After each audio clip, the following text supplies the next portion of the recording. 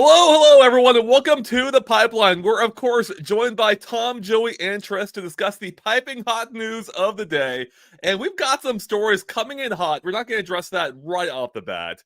But one of the things we are going to address right off the bat is the fact that Sakurai has announced Smash Brothers has once again come to an end. Smash Ultimate specifically. Of course, we all know what's been going on with the game, but the Sora amiibo finally came out. And Sakurai comments to the effect that with Sora finally coming out, he says, "I guess my work in Smash Bros. Ultimate is finally coming to an end.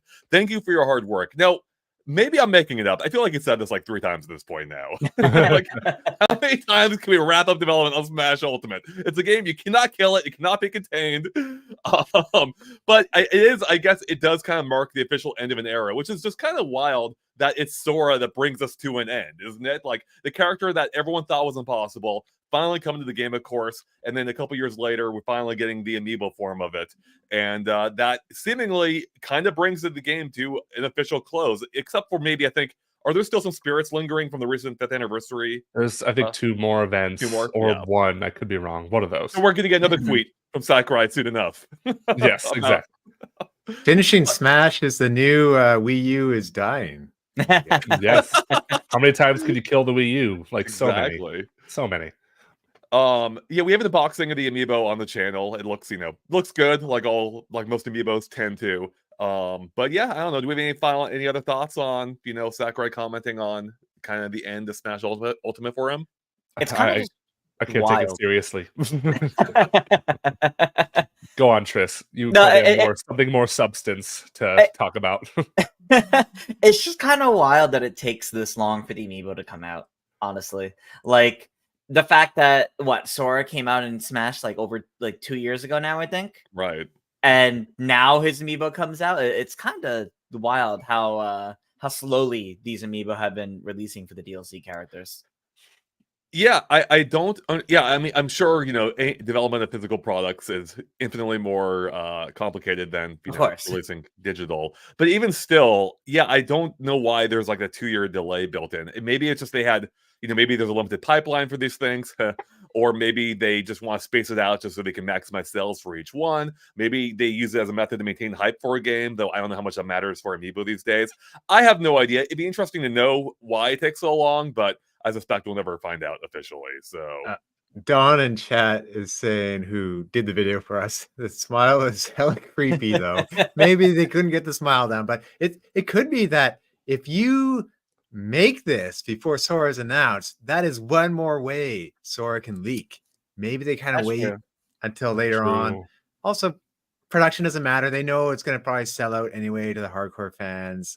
Maybe in their eyes, it didn't matter to have it at the same time. Yeah, that's definitely true. I mean, it's a curious case with.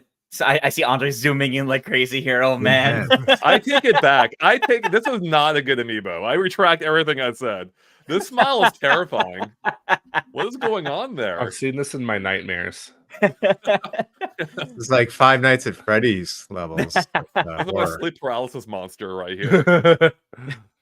No, but I think it's interesting though. Like Tom, you're definitely right. Like, they probably have it delayed purposefully, so they don't even start plans for the amiibo until after the character's been announced, so it doesn't leak in any way, shape, or form. But it's interesting when you look at how the Smash amiibos specifically have been handled, because of, I guess, it's kind of committing to the promise that every character would get an amiibo, because otherwise, you look at Nintendo's amiibo choices over the years, and they're really random. Like the Noah and Mio amiibo for Xenoblade Chronicles 3 came out like a month ago or something like that, and that game's been done for it's like the last DLC for that game came out last April. So it's just really strange what made them decide after that DLC, hey, you know what? We're actually going to make an amiibo too, or 2 amiibo, in fact.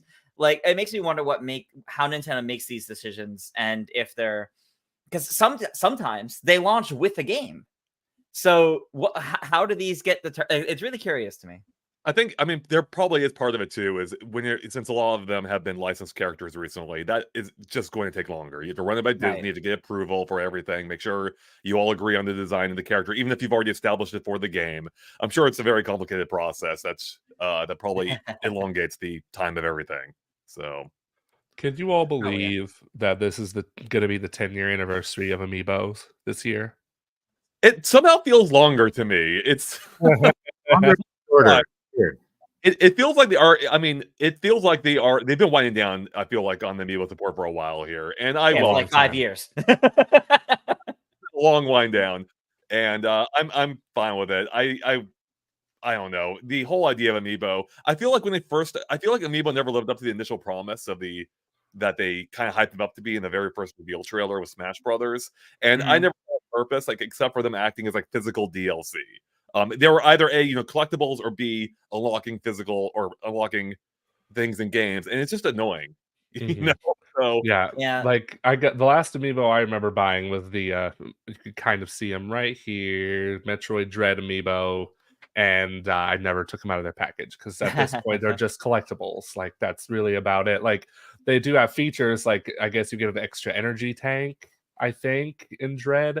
But yeah, and then there's that Link Tears of the Kingdom Amiibo. Very cool. But yeah, it seems like they were made partly because Nintendo's panicked from the Wii U era. And they were like, 100%. what's popular? What's popular? Skylanders. Oh, Disney Infinity. Here we go. Amiibo. There you go. Which is funny because they've lasted longer than both, at least. Yeah, it's just sad that they never actually tried going that far with them. There were a couple games that like tried being experimental with them. What comes to mind is the Amiibo Party mode in Mario Party 10, but that just came across more like a hassle more than anything else. So it's a little sad to see 10 years of Amiibo and they haven't really like gone all out on the idea. It's like they're still afraid to go all in on them. Like Mario vs. Donkey Kong came out today. Why was there not an Amiibo for the mini Marios? That's like literally the perfect thing to turn into an Amiibo. It's a toy. It's an actual toy, yeah. I mean, they even have the commercial. The commercial DK gets hypnotized by buy them all. It's like that sounds like an Amiibo commercial. Yeah, I think part of it also is like the whole toys to life craze died down significantly. So I think there's my cat's tail. Thank you so much, cat, for being on my headphones. Okay. No. Yeah, so I think that's part of it. I'll argue quickly that maybe with Amiibo and like doing different functions or saving data, maybe it was more important to shift to their online services and focus on that than what Amiibo offer. Oh yeah, using Amiibo as a way of saving data is the most inconvenient means possible. You have an SD card that takes up that much space versus an Amiibo that's huge by comparison.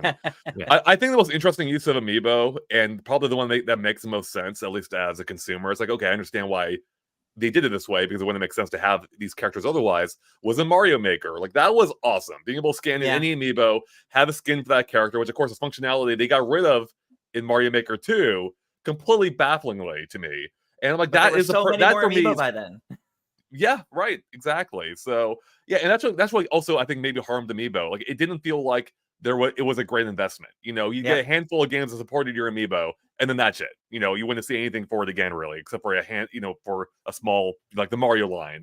Aside from that, everything else was like one use, essentially. Yeah. So, all right, well, let's go and move on. Let's move on from Amiibo. This time we have some big news from Xbox. I've got a little wrap up here from Benji Sales.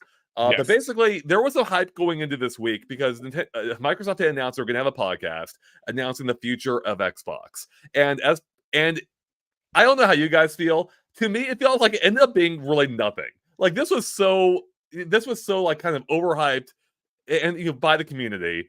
And there really is almost nothing to this. But essentially, I think, Joe, you have a pretty good understanding of this. So let's go ahead and you just break it down for us, Joey. Yeah, so I don't know about y'all. This is exactly what I expected. I don't know why people were expecting this to like shake up the world. Like this was going to be them addressing like the rumors. They straight up said like, oh yeah, Starfield and Indiana Jones are not coming to other platforms, which was part of the rumor. But they did confirm that there will be 4 games coming to other platforms, which they didn't specify which, but Switch and PS5 are like the only other platforms, right? So you got to think it's those. And they haven't confirmed which games yet, and I think that's part of the reason why we didn't see a Nintendo Direct this week or partner showcase, is because he didn't say which ones. And they confirmed a bunch of other things, like there's a next-gen Xbox in development. Game Pass is sticking just to Xbox and PC, nothing else. Then there's no fundamental change to exclusivity, whatever that means. And Activision Blizzard games are coming to Game Pass also, starting with Diablo 4 on March 28th. So yeah, just a fairly standard podcast. Nothing like a groundbreaking E3 presentation, which I guess some people were expecting. I don't know what people were. I mean, they call honestly that a expecting. podcast. It's a Yeah. podcast. You don't announce things really in podcasts. So Yeah, it's ridiculous. And but there have been rumors from Famitsu. We're still listening to rumors, even though like the two big ones just got majorly debunked by this podcast. Famitsu claims that the 4 games coming to Switch and PS5 are Pentiment, which is like a story-based game from Obsidian Entertainment, Grounded, another Obsidian game, and then there's Hi-Fi Rush, which has been heavily rumored, and the Rare Entertainment's Sea of Thieves. So those are, take it for what you will. I mean, I think the big thing here, even though it's technically not a big thing, is like you guys were saying, the fact that people had such high expectations for this, and did we really need to wait a week for this? Well, I think the thing is that's all because of the rumors. Because realistically, I think this podcast always would have come out at this time, and it would have just been, if there was nothing before this about like rumors or leaks about the potential of Xbox going third party or things that were sending Xbox fans and players into a frenzy, I think this would have just been like a normal weekly podcast, like hey, that's kind of cool, some of their games are going to other platforms, and it would have just been that. Hey, cool, they have something next gen in the works, would have been the bigger highlight to it all. I'm not even convinced there would have been a podcast. I don't think they would have done one. I think they felt like they were forced in this position, and maybe I'm wrong, based on the amount of rumors and rumblings going around of a major shift in Xbox strategy. And it doesn't seem to me like to be that big of a shift. We've already had Microsoft published games appear on other consoles, like with Cuphead, for instance, right? And it just doesn't seem like to be that big of a leap. It's a handful of games appearing on platforms where it seems like it makes sense based on these rumors. Hi-Fi Rush has been data mined to appear seemingly both on PS5 and Switch. And I think I do on the one hand I do understand why some fans may be a little concerned. Like, it would be big news, for instance, if Nintendo were like, hey, we're putting Mario Kart out on PlayStation 5 and Xbox as well. It's like, why? What's the deal going? What's going on with that? But this is, I think it really shows kind of the state of the industry and Microsoft's position in it. Because if you look at their Game Pass numbers, they're actually not super great, apparently. It's a little deceptive because apparently if you look at the number, it looks like they're still growing. Apparently not nearly at the rate they were expecting, though. If you look at what they were expecting to grow by, it was some insane number. I don't know where they got that from. So they're nowhere near what they thought they would reach. But on top of that, they've now grouped in they rebranded the original Xbox Live members to Game Pass Core, and so those numbers now count toward the actual full Game Pass count. And knowing that the overall, it sounds like they may have possibly even lost Game Pass subscribers. So it looks like Game Pass is kind of like hitting a wall at the least. And this is clearly them trying to be like, okay, how can we maximize the revenue for games that aren't driving Game Pass, memberships? And this seems to be like a logical way of doing it, especially when we look at news we'll be discussing here soon with PS5 missing sales targets. They're massively inflated AAA budgets. It's like, something's going to give, and I think we're starting to see the ramifications of that now. Yeah. On that, like, maybe we all thought it'd be more earth-shattering, this announcement, the way that came out, or that's the way the internet reacts. But in reality, it's just these games have reached their peak. Let's put them on other platforms so they do more. It's not like we kind of, and almost in a way, it's like either if they leaked the news early or if it just came out, it's an advantage because then they can address every single point people are concerned about in this official announcement and kind of counter them like, nope, still making Xbox, big games and Game Pass still only on Xbox, or I guess PC, and work around that to keep the message going. I mean, like, look at PlayStation games are coming to PC quickly. I would say it's not much different than that, really. And if you consider Microsoft has Minecraft, they kind of bought it, but they kept it on other systems. They're already kind of doing it. It's just kind of extending what they're doing. And if you buy Activision Blizzard, it makes sense to have those games elsewhere. I think there's consideration like Doom and Flight Simulator might come to other systems. Well, yeah, of course at Doom. Like, why wouldn't you? I mean, Yeah.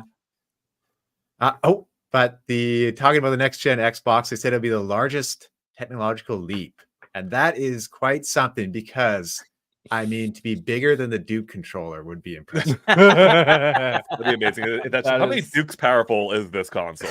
Oh my gosh, Duke of Yeah, so Flies. they reiterated the fact that, you know, they basically said we're working on next gen Xbox, also rumored of a handheld possible too.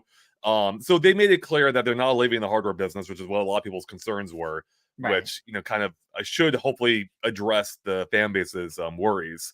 But yeah, like it only reaffirms that like there's really not a big shift here. Like all that's happening is more people are going to get access to games that people who have Xbox can already play. Yeah, and it's not even like all of them. They said Starfield and Indiana Jones are staying on Xbox and PC, and which, you know, has to mean like their big tentpole franchises like Halo and Gears of War are also going to stay on Xbox and PC, which I honestly feel stupid for even believing the Gears of War coming to PlayStation crap last week, because like, why would that ever happen? It just it's just a whole lot of Xbox saying, hey, we heard you, shut up, we're still doing what we've been doing. And I'm sorry, that quote about the biggest technical leap ever is such marketing BS. Yeah, You will never you will never get another leap as big as the Super NES to the Nintendo 64. It's not going to happen ever. We already had the second closest. Which was like the end of the 90s to the early 2000s. Yeah, Dreamcast was the hugest leap in my kind of opinion for Arcade Perfect. But also Series X was supposed to be like the best console. Then PlayStation 5 is arguably a bit better than it thanks to its SSD. So oh yeah, that's true. That's very true. Yeah, it's something that concerns me actually from this week is between that and the news that Sony misses its PS5 sales target by several million, and they say that the PS5 is now entering the latter stage of its life cycle, the second half of its life cycle. Like, what? Didn't these just come out? Is it just me? It feels like this console just came out. Why are we already discussing moving on to the next one? I understand why Xbox felt pressed to in this case, but I don't even want to think about a next gen at this point. The only next gen I care about right now is a Switch 2, and even that is barely. I don't want to think about any other consoles at this point. The PS5, it barely has any exclusives as is because it takes so long to pump out these games. I don't want to think about having to buy another $400, $500, $600 console after this generation because I barely use my PS5 as is. Like, basically, one of my issues right now is the consoles feel so redundant. PS5 and Series X, Series S, they all feel largely identical, minus a handful of games exclusive to each, which in Xbox's case may be lessening slightly with their multi-platform strategy. And I don't like it. Am I the only one? I don't want to hear about next gen again. Really? No, too soon. I'm with you. Oh my god. It's too soon, especially since the PS5 only really started getting like more notable exclusives in the last year and a half. So that's part of why it feels like it's too soon, because this thing came out what, 2021? 2020. Exactly. Like, this thing's actually been out for a while. It took a really long time to get the ball rolling on like some major exclusives and multiples within the same year, only to then learn it's going to be another year before we get another like major AAA exclusive from them. So it's a bit of a slow burn right now, and I feel like they might be trying to move on to the next thing because they might want to change their whole strategy with the next thing, by which I mean so much of the PS5 is they put such a big focus on like their core IPs, the AAA titles, and quality over quantity. The problem is you need a good balance of quality and quantity. You can't just do one or the other. And that's kind of where the PS5 is having its problems right now, because the quality of these games are really good, but you should not be able to count all of them on one hand. Exactly. There really is like only 5 or less legitimate PS5 exclusives that can only be played. I think the Wii U had more exclusives. Yeah. Somebody on Twitter made that comparison. I forget who, but there was a lot more exclusives on Wii U at this point. Like, because the Wii U, keep in mind, had only a 4.5 year life cycle, and the PS5 is already like 3 years and like 4 months or something into its Yeah. lifespan. So it's insane. And it doesn't help that a lot of their major exclusives, quote unquote, are also on PS4. And now a lot of them are coming out on PC, as we just saw with Helldivers 2, Yeah. which was a major hit on Steam. Absolutely major hit. And they're definitely taking notes now. I have a feeling we're going to be seeing a lot of like dual launches, like how Xbox and PC is doing that. We're going to see a lot more of that on PlayStation henceforth. Maybe not for like their major exclusives like God of War, maybe, but like any other exclusive, like totally. Like, we know too that they're looking to bring more of their games to PC. Like the original PS4 Spider-Man game went to PC. We know they probably are going to do that with Spider-Man 2 at some point. Yes. We know Final Fantasy 16, despite being a console exclusive to PS5, they want to get it on PC as well. They've outright said that and expect to do so within the next year or so. Yeah, the whole PC thing really kind of also shows this multi-platform strategy from Xbox isn't really all that radical. Like the PC is effectively a different platform. So Sony's already been doing this for a while now, you know, with their biggest games, like far bigger than the games Xbox is porting over in terms of like, you know, budget and amount they make in the marketplace. So it's like this isn't a new strategy. Really, the only one who isn't doing the multi-strategy approach is Nintendo right now. Yeah, and I don't see them ever doing that unless they're Well, Nintendo feels like they're like the only traditional like company, if that makes sense. Like they're not trying to go on like the whole PC sort of route. And you know, partly because they don't have to. They have the third best-selling console of all time right now. So right. Nintendo arguably tried mobile, but it still does that a little bit. But they know the values having their IPs on their system, and that's also why they rarely go on sale or it takes a long time. With the PlayStation stuff, though, I mean, Sony can rely on its third parties. You got a Final Fantasy VII coming out pretty soon. They had the promise of Metal Gear, which may be on their next, like a Kojima Metal Gear, like stuff like that is what they can rely on. There's another exclusive coming out next month from Team Ninja, Rise of the Ronin. Yeah, which so is like pure exclusive to PlayStation 5. Yeah, so it's not like they don't have games, and there's the rumor, I think Jeff Grubb said it, that they might get an Astrobot this year. So that would be pretty awesome. Astrobot better be VR. Astrobot VR, the original, was still one of my favorite gameplay experiences I've had, especially in VR, but really anywhere. It was such a great game. It's like the most Nintendo-like title I've felt from Sony. Yeah. And I mean that in a good way. Not that I want them, not that I want or need their every game to feel like a Nintendo title, but like, wow, they figured it out for like a platformer. This is great. Feels good, super fun, innovative, amazing. It's like I would have expected Nintendo to make this and Sony beat them to the punch. And I hope that, I mean, that's what has me worried though, because I don't think PSVR 2 is lighting up the sales charts. And it's like, would they relegate it to, you know, they're a big Astrobot game to their VR, especially because Astrobot Rescue Mission it came included with every PS5, but also it's the conversation surrounding it, like around the time it came out, was really positive. So I doubt they would restrict it to just a PSVR 2 game. I don't know. They could probably make it like an option or a mode in like a standard Astrobot game, but I'm not sure. Nintendo, our own Don, says Astrobot is literally the only thing I would rent a PSVR 2 for. Rent a PSVR 2. Word. That's the farthest Don's willing to go. I will consider renting it for this game, not buying. That's smart. I regret my PSVR 2 personally. I don't know why I bought that thing, especially since I had an Oculus Quest already. Did you at least play the RE4 remake in VR?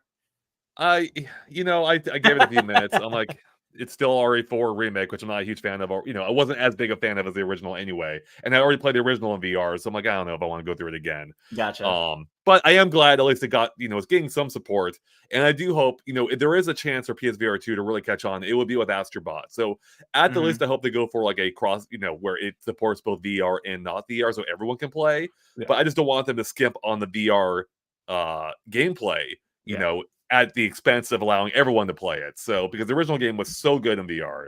And I don't know why they haven't ported that game. That seems like such an easy decision. Just port the original Astrobot. their backwards compatibility support, or not even backwards compatibility, just like releasing patches for this thing is like the one major thing I knock this headset for. I love this headset to death. Even though I don't play VR as much as I want to, I am reminded of it, and I'm like, okay, I need to go back and play something on this. But yeah, why is Astrobot Rescue Mission not on this thing? Why did they not release a next gen patch for it? Makes absolutely no sense. Fans would have rebought that game. Not that I'm advocating for more remasters or remakes, but legit, it would have done well. People will rebought that game on PSVR 2, especially with how good of a headset the PSVR 2 is. Mm-hmm. It's so much better than the Quest 2, and even the Quest 3. From what I've been hearing, like I've seen graphics comparisons even between the games on the Quest 3 and PSVR 2, and PSVR 2 wipes the floor with them. Like, I was actually using my PSVR 2 last weekend when I had family over. We were at first used the Quest to play Beat Saber, and then I'm just like, well, we want to see what's playing on the TV, so I'm just going to buy it on PSVR 2. The difference was just night and day. It was like the big jump between the Super NES and the Nintendo 64. Not really, but it was a really big jump. I hear you, but then you look at the cost of both. It's like, that's why there is a difference, because one has a giant supercomputer powering it, the other is a mobile device. Yes, a Snapdragon or whatever. Yeah. I don't know. It's interesting. What do we think about these slowing PS5 sales, though? Like, they're not reaching their targets. Like, it's still selling well, but it's apparently starting to sell less than the PS4 was at a similar point in time. Is it because of the lack of exclusives? Is it because of something else? What's going on here? Why do we think PS5's... That's such a good question. I think exclusives are a part of it. I don't know how big a part of it, but it definitely is noticeable. Like, I feel like we started getting really good PS4 exclusives like around even sooner than this point. And just the fact that video games in general are taking way too long to make. I feel like I echoed this point last week's pipeline, and I'll echo it again for the foreseeable future. Video games are too expensive. Their development cycles are too long. The solution is like, just scale back. Like, we don't need games to look uber realistic. We don't need all these ray tracings and whatnot. Just, my God, it's not the fact that we don't. And I'm not complaining about them taking too long to make because I want more and more and more. It's more of the fact that it's not sustainable. And that's pretty much it. It's not a sustainable medium. And therefore, game developers are not going to take as many risks because the games are just too expensive and cost too much time to make. Joey, also, we don't need games to be like 80 or 100 hours long. No, we don't. Yeah. God. I think it's that more than any technical aspects of a game. By and large, it's the amount of investment going into making these games either super long or like look at the level of a big budget Hollywood movie with like tons of cutscenes, tons of voice acting. Nintendo's like underpowered strategy is really paying off in spades now, because that kind of caps what they can do, but also like sets expectations, allows them to make games that still look good for the hardware on a lower budget. With maybe a handful of examples. I'm sure Tears of the Kingdom wasn't cheap, but it's still, I'm sure, way cheaper than if Sony had made it, or something similar to that. And I think Nintendo's figured it out. They have granted, they've had their own issues, like anyone who remembers the early Wii U era, they took a while to figure out how to make games in HD on a regular schedule. But it seems like they've ironed out their pipeline, and it's working. It's clearly working out well for them right now. And granted, they always have problems with generational shifts, so we'll see if they can carry that into the Switch too. But I think they're in a good spot right now. Their games aren't breaking the bank. They're selling well, and they can maintain momentum. They're setting themselves up to be in a really good place. I'm sure it helps to have like a boatload of teams too, like a ton of teams under their belt. That also help a lot. But we have a good super chat from Rafe Alfaro here. Hi guys, besides the slow sales, do you think Sony might want to go next gen soon because of Switch 2? Hold on, there we go. Switch 2 potentially outpacing sales in the market, hoping we see the PlayStation 6 and next Xbox, or we don't see the PlayStation 6 and next Xbox until 2028. Cheers. Thanks, Ray. That's a good question. I'm not sure if Sony is too concerned with what Nintendo's doing, because they're still competitors, but they're also set out to do like kind of different things on the market. I say that too, but I also just realized they came out with the PlayStation Portal, which is like a Switch, but it's just cloud-based only. But yeah, I don't know how much the Switch 2 like factors into that conversation.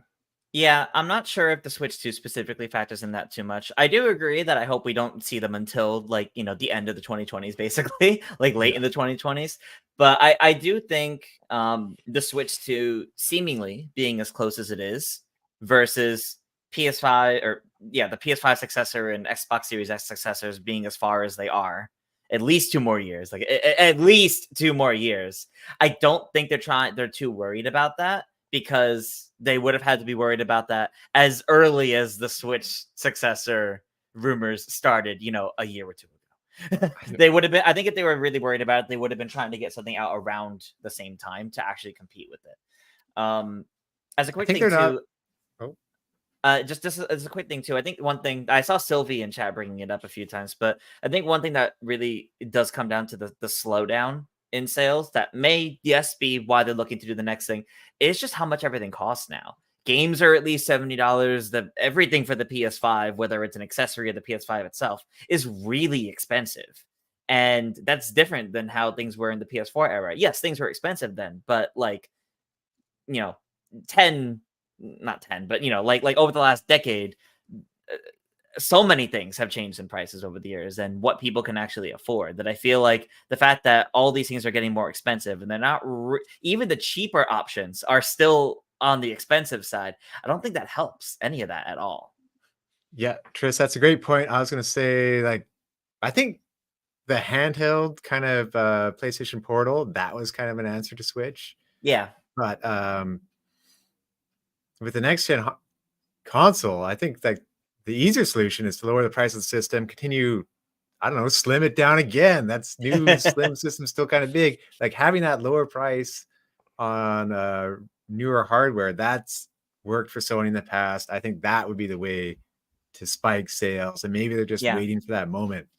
And then, of course, always just working on the next thing to be ready when Xbox also has their next thing. And apparently there's rumors. Of course, rumors, we've already found out rumors are not as trustworthy as we think they are. Starfield and Indiana Jones. But like there's been rumblings of PlayStation 5 Pro this year. And I'm like, good Lord, can we stop with the Pro models? Good God. I hate those things. Because I feel like I have to buy them now.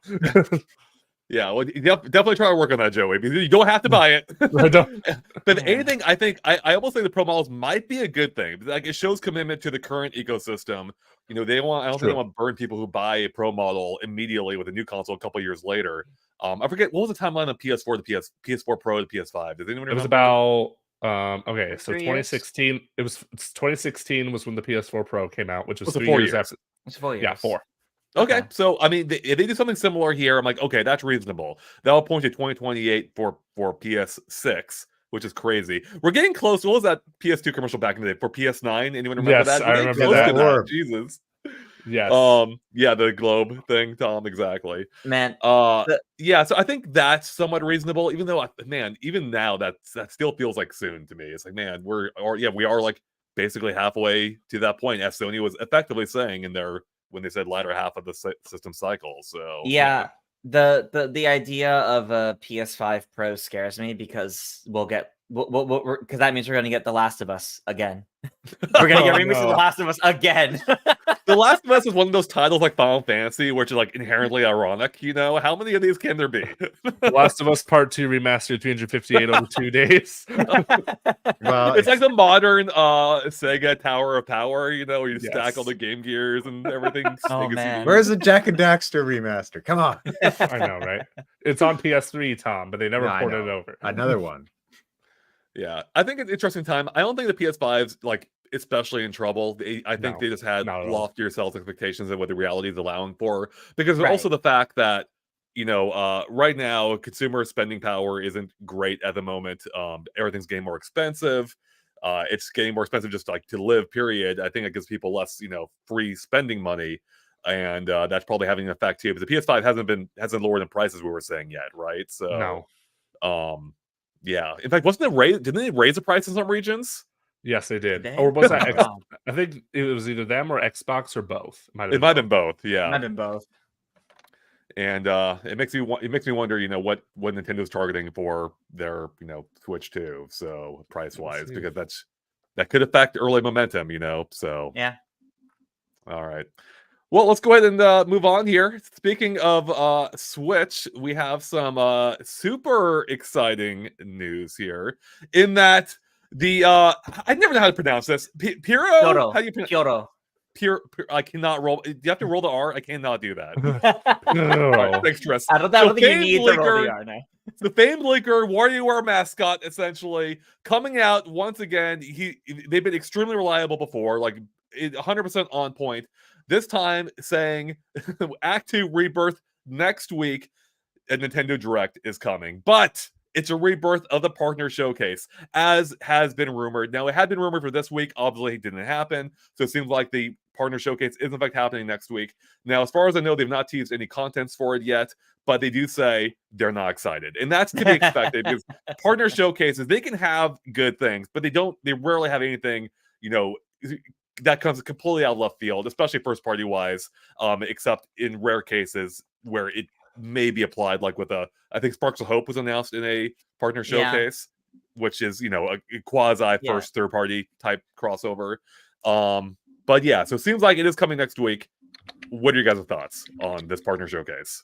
It's about time. It's about time. It's been rumored for every week of this month already. Since January, there's been rumors of the end of January, first week of February, second week of February. So it's if now Pyoto's coming out saying yes, something's happening next week, I do believe it because Pyoto has a really good track record. So it's about time. I'm not too worried about the not excited because I can't you're right. Sometimes partner showcases do have good things, but not always. The last partner showcase from 2022 had all the Persona games going multi-platform, and Mario & Rabbids Sparks of Hope, and Fire Emblem Warriors 3 Hopes, and Sonic Frontiers. It had a bunch of cool things, but that's not always going to be the case. And I think especially if we're near the end of the Switch's life cycle, a lot of these partners might actually have things for the next console that they won't talk about here. So this might more so be to cover what's coming out between now and that releasing on the current Switch. Well, I've got bad news about that, Tris, but we'll talk about that soon enough. But saying out of left field, nothing exciting clearly means no Excitebike 64. But there's I feel like it's just a checklist. Let's just get it out of the way. Let's do our standard marketing. Whatever. The Switch 2 would have all the exciting titles, and this one, I just hope some third-party games, maybe some indie games come up that will be really interesting and fun to play in the meantime. I like Sylvie's point here. They're kind of disappointed that's a partner showcase because, to be honest, they need something that isn't Mario in their life. Well, to be fair, Sylvie, this is almost guaranteed to be all not Mario. So here you go. This is your showcase. I know it's nothing first party wise, but I think Sylvie specifically means because we have Mario vs. Donkey Kong today. We have Peach Showtime next month. We have Paper Mario: The 1,000-Year Door at some point this year, and Luigi's Mansion 2 at some point this year. All we know about first party wise is Mario right now, and somehow it is Metroid Prime 4 at some point. Away here, I recognized that before, but now that we're in it, I'm like, okay, this is too much Mario. There's ease off on the Mario and Nintendo. So realistically, though, this sounds weird. The fact that it's a partner showcase to me actually has me a little bit excited for the future because to me, the fact that it's not a normal Direct means Nintendo's not really going to be announcing much more things until the next the Switch successor, the Switch 2, Super Switch, whatever we're calling it.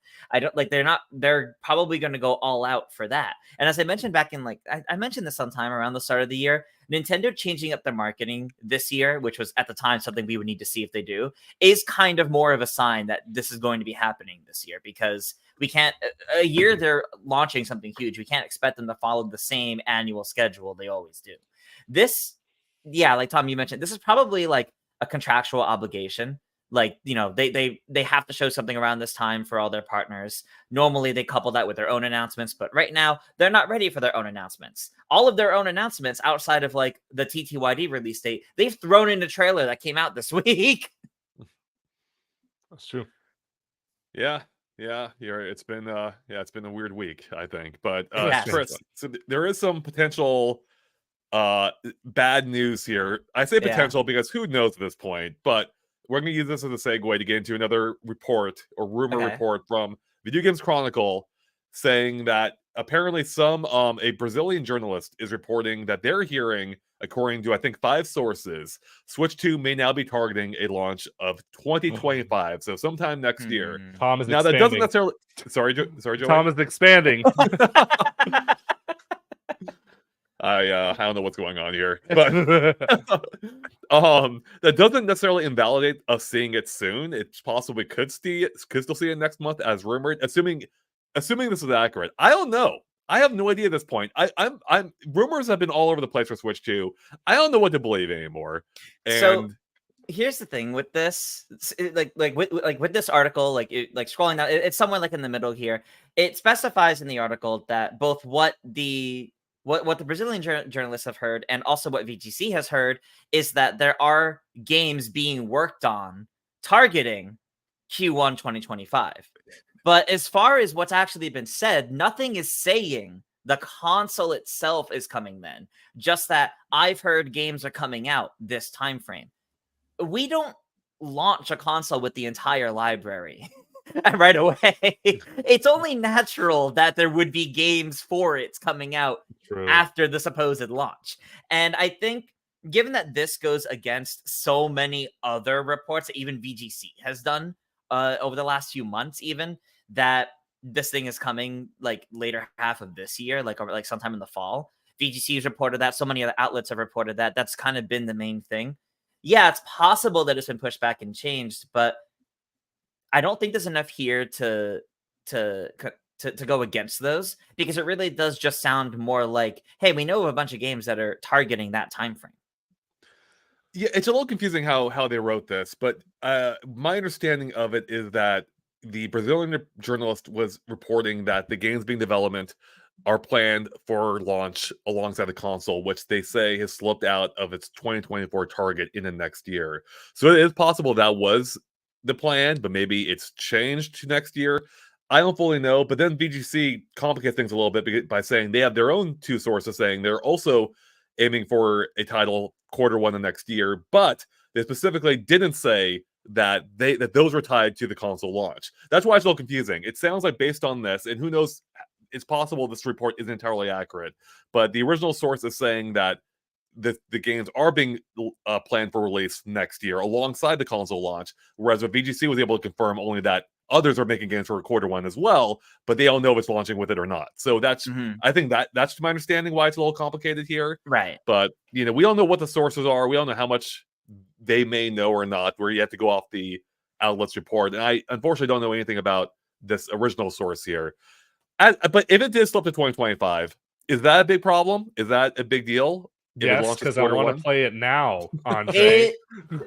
It depends on what Nintendo's launch lineup, or not even just launch lineup, what Nintendo's lineup looks like for the second half of this year. If it was only going to be titles for the Switch 2 and all they have for the rest of the year are like more ports, it is a bit concerning.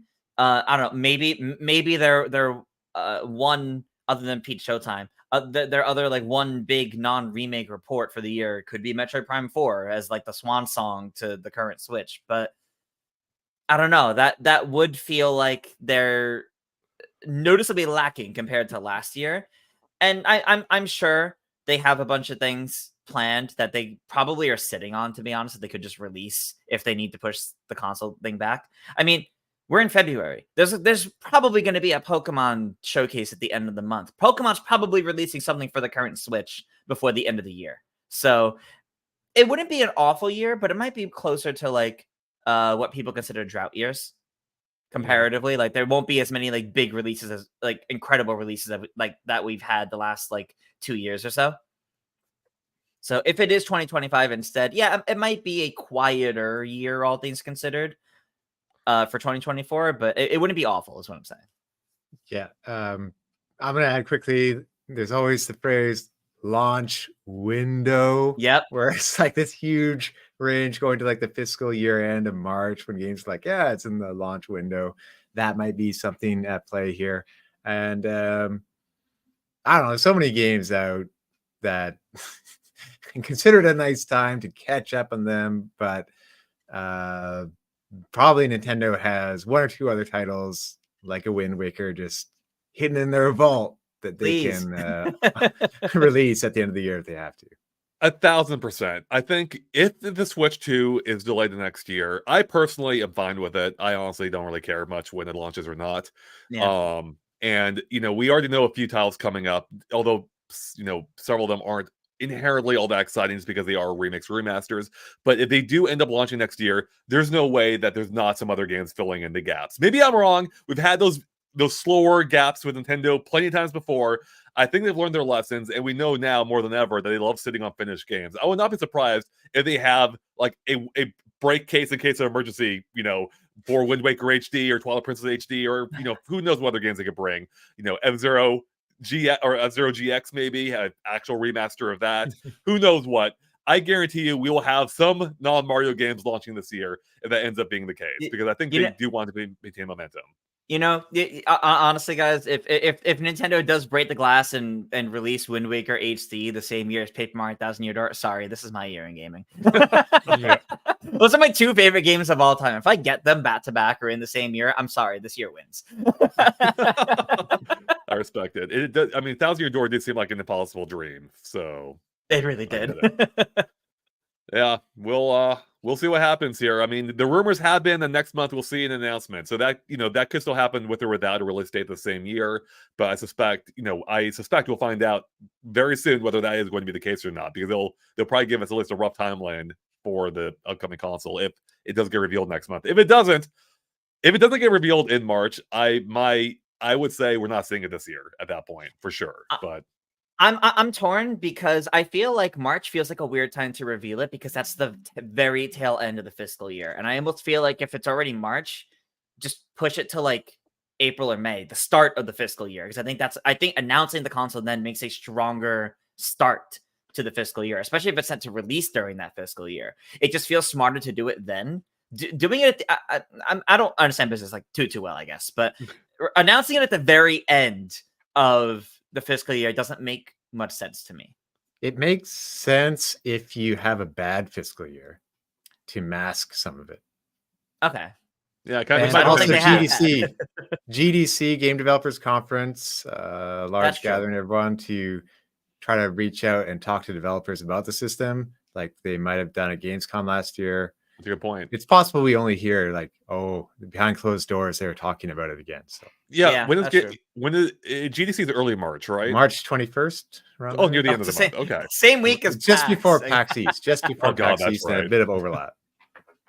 Yeah, we'll see. Maybe if you end up attending the show, Joey, maybe you'll end up hearing some rumblings about it if it hasn't been announced by that point. We will go GDC. Go behind every closed door. Yes, every closed door. Oh, sorry guys, I was just Switch 2. What's that? Like, get out. All right. Amazing. Well, let's go ahead and wrap up. Unless chat, if there's anything else you want us to talk about, let us know in the comments or the chat, and we'll try and get to it. But there was a big release this week for the Switch. I think we touched on it a little bit, being Mario versus Donkey Kong. Yes, you can see me there playing it. We get two Andres in the stream, and came out today, actually, officially today. And to remake of the GBA game, I played through almost the entire thing on stream yesterday and finished up afterward as well, so I could get a cutscene compilation out. Nice. But yeah, does anyone have any interest in this? Are any of you going to pick up this game? Or I would pick it up on a good sale, or like pick it up at a good used GameStop sale or something, because we know Nintendo games don't go on sale. The way I played the demo and I thought it was fine. It doesn't feel like a game I'd want to shell out $50 for, if that makes sense. No, 100. I played the game. I agree. It's a good game. It has no like major problems. Like, it's a well-produced game. It's got a cute art style. I like how they updated the cutscenes. Like, that's all well done. There is no way this game should be $50. It should not be a $50 game. I'm playing it. I'm like, this feels like a modern GBA game, which is fine and it has some of its own appeal. But like, it does rub me raw that they are charging this much for it, especially when it should be available for free on the GBA NSO app. They have a pipeline, an avenue for these classic experiences that they're purposely ignoring so they can remake it and sell it at a higher price than it probably should be, in my opinion. I don't know. I saw there was one really good chat comment or a comment on one of my videos or one of our videos saying, like, it's a $30 game with the Mario tax should be 40. 50 is unreasonable or something to that effect. I'm like, yeah, that's pretty much on point. Yeah. No level editor too. I mean, Captain Toad Treasure Tracker from a few years back was what? I think that was 40. I thought this was going to be like the same price because it's kind of similar. It's another like Mario puzzle game basically, and I'm a little shocked that it's 50. I'm glad it's not the full 60 because I think that would have been ridiculous. The fact that it's not 60 is, I guess you can call it better. It's not really. It's better. It's not quite a win. Yeah. The box art, if it was 60, it would be Mario kicking DK in the groin. I'd buy that for $60. Right in the amiibos. Yeah. No, but I do think I do think I'll get it at some point. I've been looking for a co-op game to go through with my husband, and I know you can play this in co-op now. So unlike the original, so that's kind of a reason for me to try picking it up in the near future, but probably not before Peach Showtime. For me, at least. Yeah, it is kind of the timing is a bit odd with another big Mario universe title coming out. I feel like the reason why this game exists is probably just to capitalize on the Mario and Donkey Kong hype from the Mario movie. We saw them work together in it. It's like, hey, what kind of game can we put out that brings those two together? And this is like the one option they had. Well, I guess they had the whole series, but they went with the best option, except besides, Donkey Kong 94, which may have been a better choice. I don't know. Regardless, yeah, $50 it's a hard ask. It's a lot for a game that's pretty brief, not a lot to it. What you see is what you get. I enjoyed it, but it's not a game I'm gonna think about ever again either.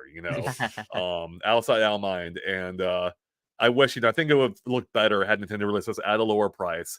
Kind of give some goodwill to the Switch audience, especially in what looks to be a slower year for the platform.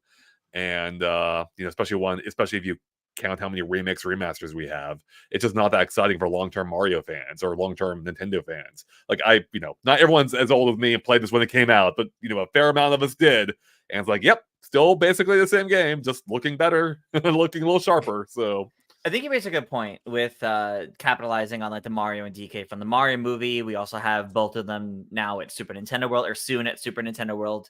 I think the DK expansion opens in a few months. I don't know if they have a date, but I think, the fact that getting a game that highlights Mario and Donkey Kong together in that window, like in between the theme park and the movie, I think is good.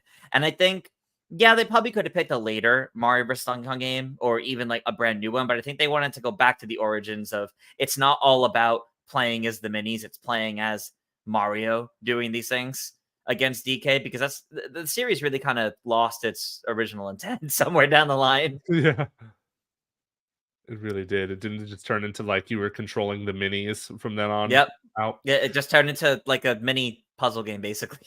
Yeah, that didn't appeal to me when I first played it. I think I played at my cousin's house or something, and I'm just like, this is fine, but it's like it's not great.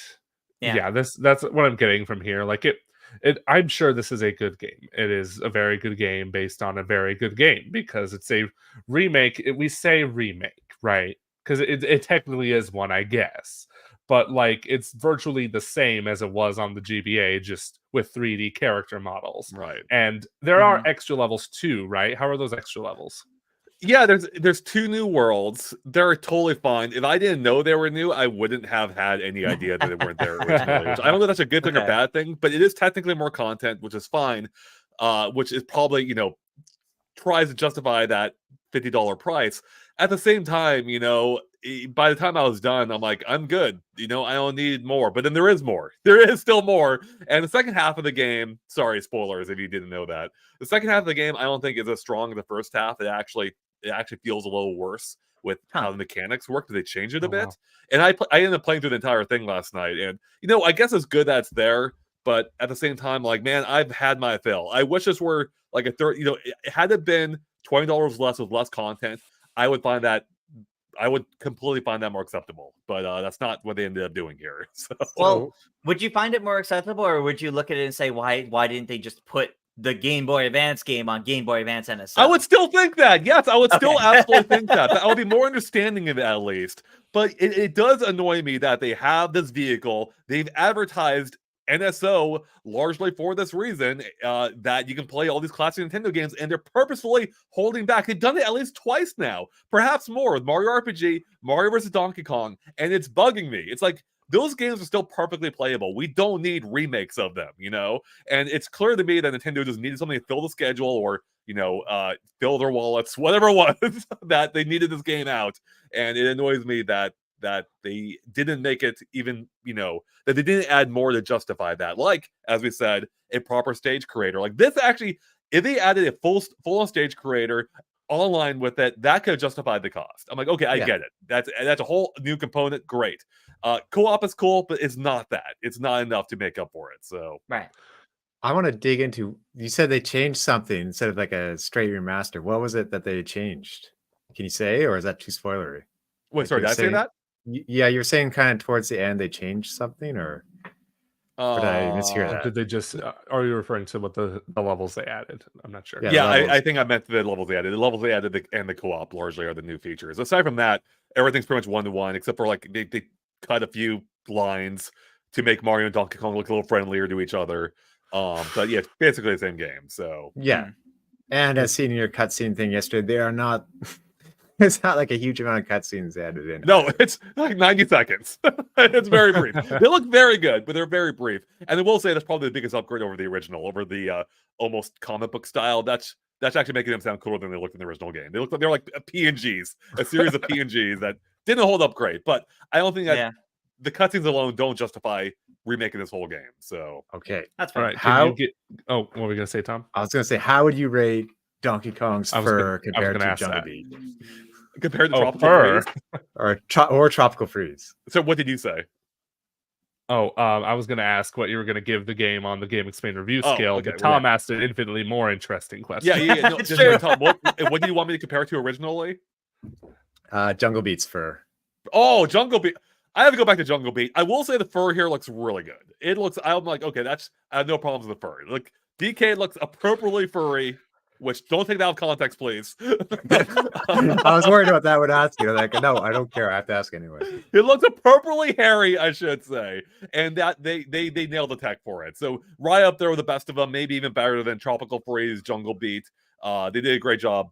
DK looks great. So yes, the whole game has a really cute charm to it. Maybe, you know, maybe somewhat generic, but I think it avoids a plastic look of New Super Mario Brothers fully, and I do find it appealing. But then I was looking at a long play of the GBA footage, just remind me of it, and I'm like, you know, that game still looks good too. You know, it has its own unique charm, and you know, I do think you lose a little something sometimes when you like divorce a gameplay from that era, from the visual style that accompanied it, you know, and not that it necessarily really stands out when you play it on Switch, but you go back to the original. I'm like, okay, it seems everything makes sense there. It just pairs a little better if that I don't know, that makes sense. I don't know.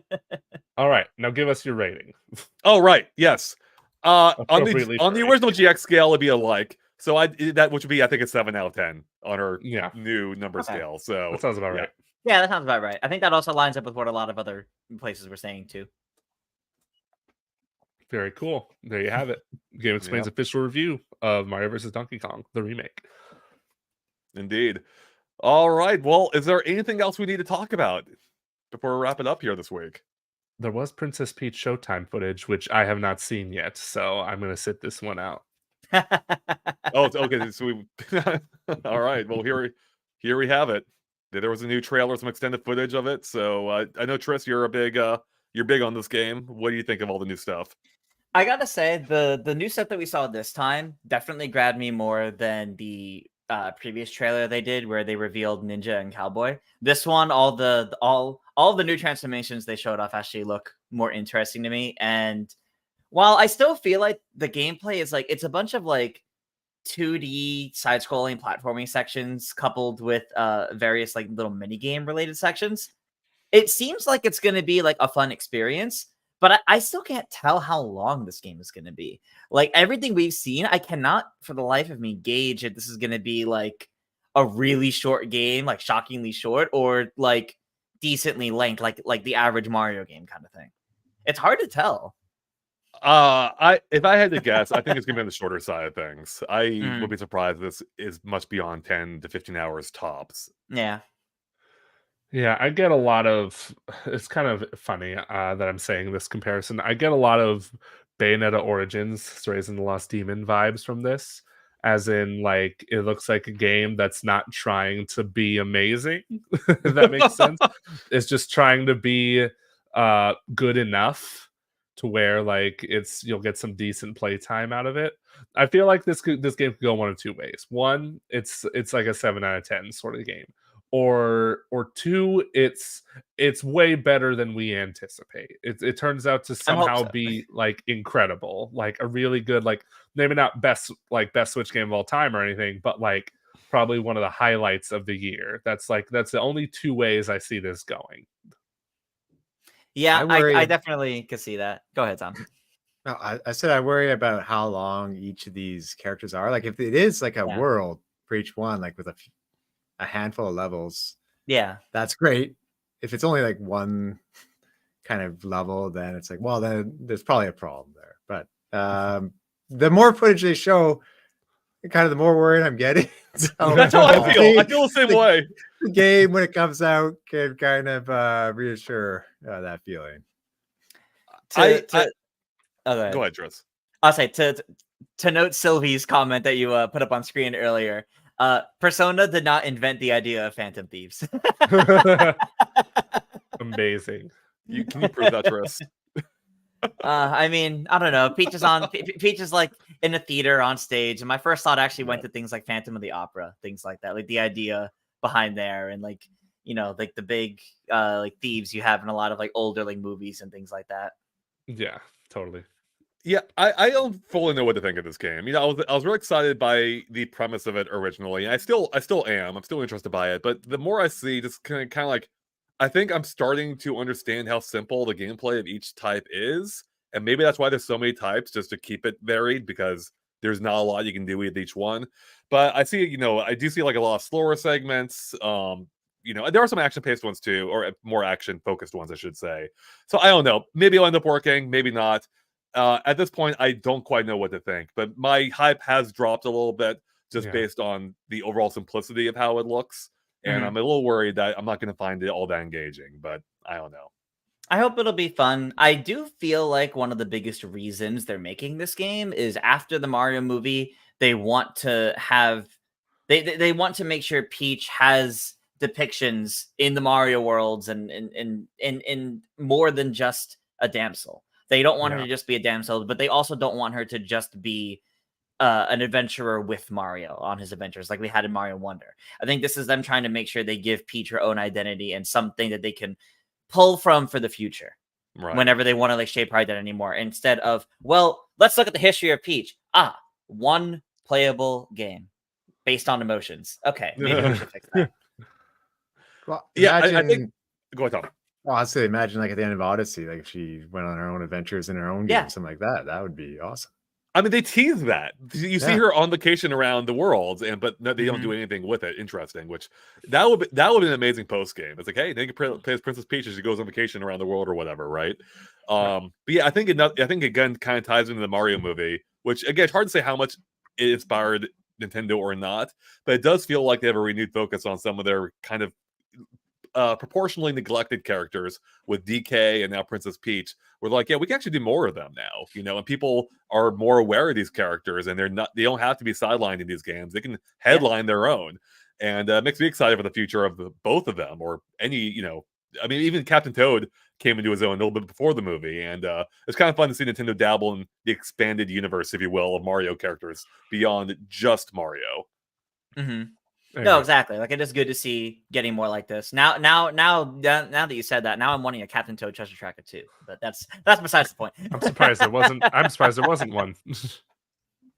I still want my VR version of Captain Toad. I love the VR mode in that game, man. That would be cool. Done even more with it. So coming to PSVR 2. There we go. Come full circle. Alongside Astrobot 2. Yes. All right. I think we're going to wrap it up there, everyone. That's our look at the headlines for the past week here on Pipeline. Thanks for watching. If you enjoyed this, make sure to click that like button and the subscribe button if to stay up to date with all of our pipelines and everything else we post here on GameXplain. We'll be back next Friday, 10 a.m. Pacific time, with more piping hot news, hopefully. Hopefully we'll have something from the Direct to discuss, and maybe more Switch 2 rumors. Who knows? Everyone, thanks for watching. Hope you have a great weekend, and we'll catch you later. Bye.